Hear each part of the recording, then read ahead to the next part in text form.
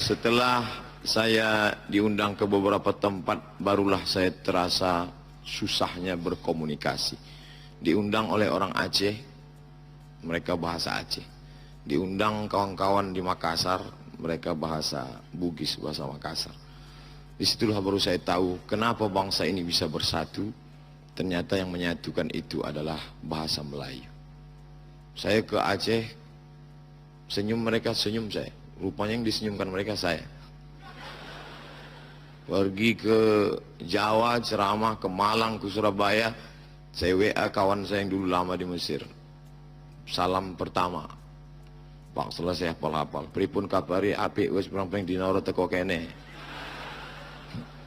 Pergi ke Kampung Batak, orang Batak, ataupun di utara, ataupun di selatan. Pak, saya tanya lagi kawan yang dulu sama kuliah, ini apa bahasa Bataknya? Biado, alak kita sasudena. Jadi begitu susahnya.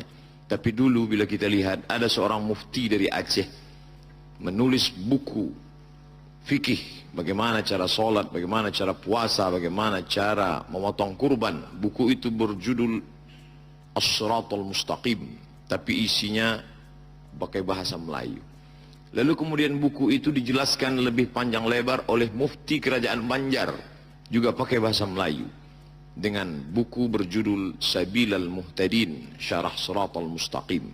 Orang Aceh, orang Banjar, dua pulau yang berbeda dengan bahasa berbeda, tapi disatukan oleh bahasa Melayu. Oleh sebab itu, bila ada orang berkata, kami begitu sampai ke airport, maka yang terlihat adalah ada gambar candi, ada gambar bunga, lalu bagaimana dengan kami Melayu? Maka penghormatan terbesar bagi bangsa Melayu adalah ketika bahasa mereka dipakai untuk komunikasi dari mulai Sabang sampai ke Papua. Bahkan sampai kalau kita pergi ke Makkah Al-Mukarramah sekarang, banyak jamaah haji, jamaah umroh yang sebelumnya, bukan umroh yang tertipu iklan tadi, yang sebelumnya bertanya sama saya, Ustadz, saya ketakutan ini gimana nanti tanah suci bahasa Arab. Saya bilang tidak usah khawatir, tidak perlu kalian baca bahasa Arab. Begitu pulang mereka senyum, betul Pak Ustadz, pejual pedagang di sana udah bahasa Indonesia semua.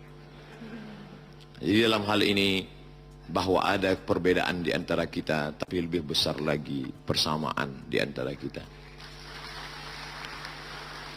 Nata'awan fima tafaqna, mari kita bekerja sama dalam perkara-perkara yang kita sepakati, wa nata'adzar fi makhtalafna. Adapun yang kita berbeda, maka kita berlapang dada menerima perbedaan. Saya dengan Pak Erik dilihat tentu hampir tidak ada persamaan. Beliau pakai baju hitam, saya pakai baju putih. Beliau pakai kain, saya pakai celana panjang.